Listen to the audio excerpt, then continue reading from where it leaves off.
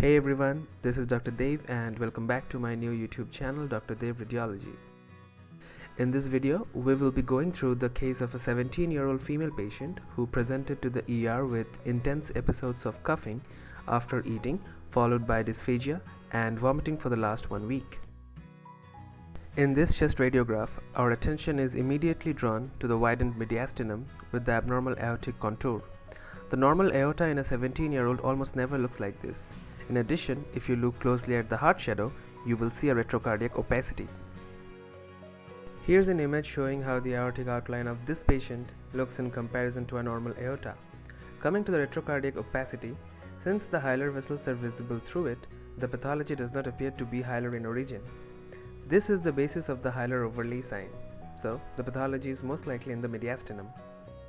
The lateral radiograph reveals normal-looking vertebral column and hilar vessels, but there is a faint line visible over the vertebral column that is suspicious. The retrosternal space is also not seen anteriorly. Let us now move on to the CT. This is a contrast-enhanced CT of the thorax. We can see the normal left subclavian and common carotid arteries.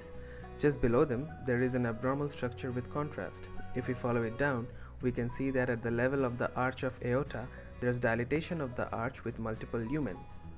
Further below, we can see a normal ascending aorta with an abnormal descending thoracic aorta with multiple lumen and different contrast density.